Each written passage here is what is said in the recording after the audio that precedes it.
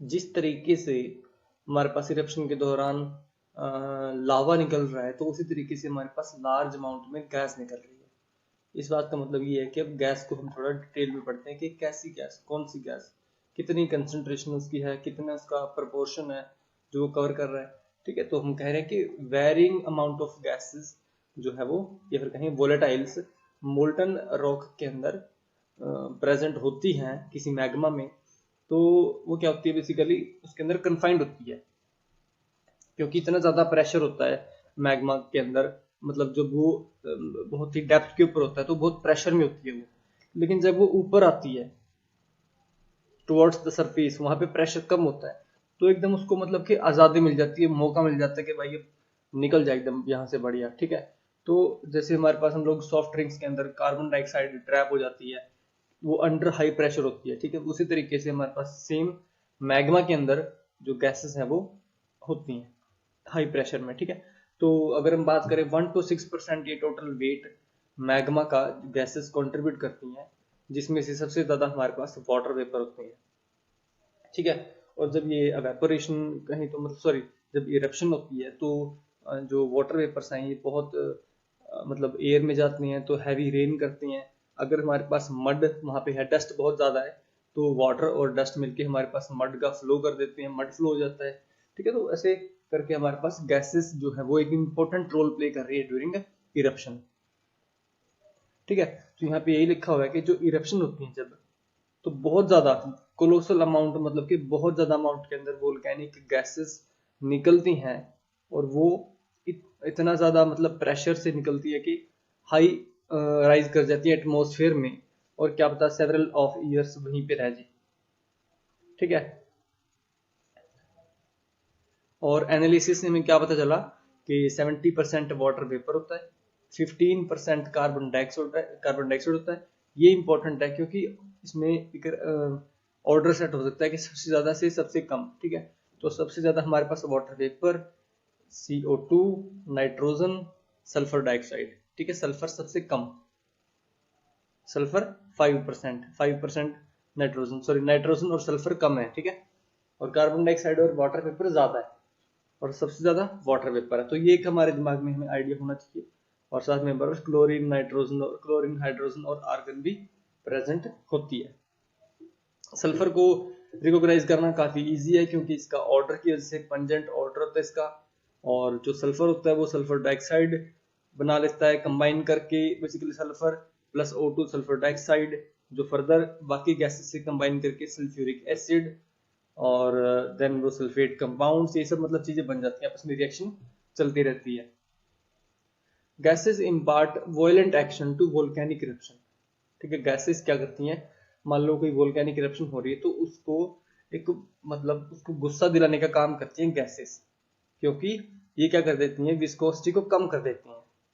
तो जिसकी वजह से क्या होगा कि उसके अंदर एक इंटरनल प्रेशर बन जाता है, तो उसको एक मतलब एक्सप्लोजन करने के लिए, एक वोलेंट एक्शन करने के लिए गैसेस का एक अहम रोल है। ठीक है, और साथ में उसका मेल्टिंग पॉइंट कम हो जाता है, जिससे मोबिलिटी और प्रेशर जो है वो एक प्रोवाइड करती हैं, वो एक मोबिलिटी और प्रेशर प्रोवाइड करती है ताकि वो इजीली ऊपर आ सके वोल्केनिक वेंट के थ्रू।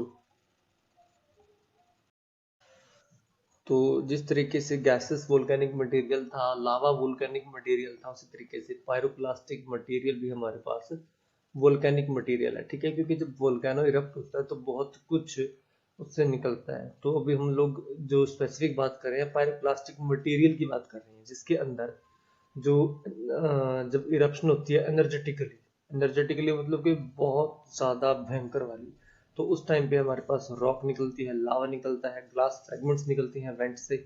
और ये पार्टिकल्स जब मतलब इतनी फोर्स से आ रहे हैं तो क्या होता है, ब्रेक कर जाते हैं। तो वो जो मटेरियल होता है, रॉकी मास होता है, वो क्या होता है हमारे पास पायरोप्लास्टिक मटेरियल है ना। Pyro means fire, clast means fragment. ठीक है, और जो फ्रेगमेंट्स होते हैं इनकी जो साइज रेंज है ये वेरी कर सकती है फ्रॉम लेस देन 2 मिलीमीटर से लेकर के थाउजेंड्स ऑफ टन तक, इतना तक वेट इसका जा सकता है, और साइज काफी छोटा हो सकता है। मतलब fine dust sand size particle तक इसका इतना मिनिमम साइज हो सकता है। और अगर देखो थाउजेंड्स ऑफ अगर टन्स के अंदर उसका वेट है, तो फिर कितना ज्यादा उसका साइज होगा। ठीक है, साइज भी वेरिएशन है, और जो वेट है उसमें भी बहुत वेरिएशन देखने को मिल सकता है।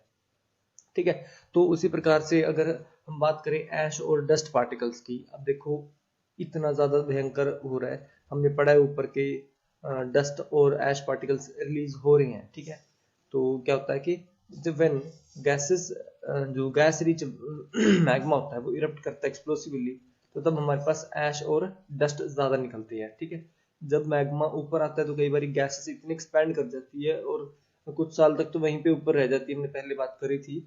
और इसी तरीके से कि जब गैस निकलती है तो वहां पे एक शैंपेन जैसे हमारे पास। रही बात ऐश और डस्ट पार्टिकल्स की, तो वो भी प्रोड्यूस होते हैं हमारे पास कब, जब गैस रिच विस्कस मैग्मा होता है। ठीक है, क्योंकि वो एक एक्सप्लोजन से रिलीज होता है, मतलब कि बहुत ज्यादा प्रेशर से रिलीज होता है, तो वहाँ पे ऐश और डस्ट पार्टिकल्स निकलने तो आम बात है।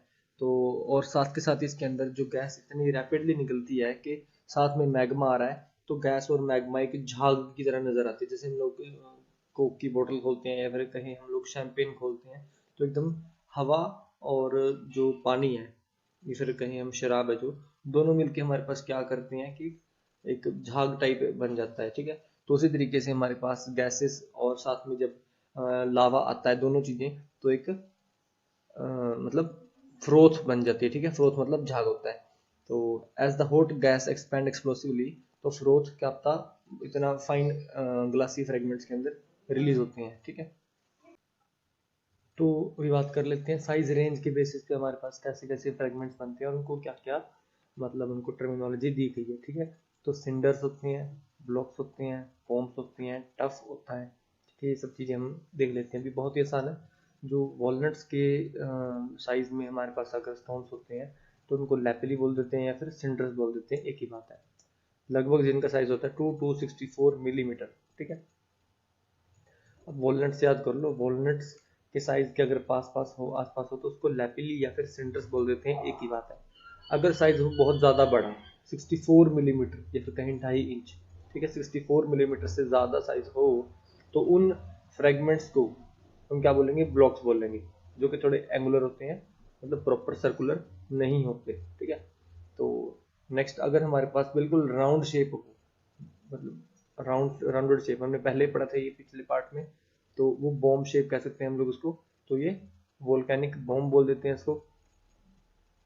ठीक है, और अगर कई बार क्या होता है कि जो डस्ट होती है या फिर ऐश होती है, ये दोनों मिलके हमारे पास ऑन कंसोलिडेशन, इन दोनों के मिलने से जो भी कोई रॉक बनती है, तो उसको हम बोलते हैं टफ या फिर वोल्केनिक टफ। ठीक है, तो टफ क्या हो गया हमारे पास, इन दोनों की कंसोलिडेशन से जो बनता है वो टफ हो गया। ऐसे हमारे पास कई जो वेरियस साइज हमने पढ़े हैं, अगर ये सारे मिलके इकट्ठे रॉक बना लेते हैं तो उसको हम बोलते हैं वोल्केनिक ब्रेशिया या फिर एग्लोमरेट।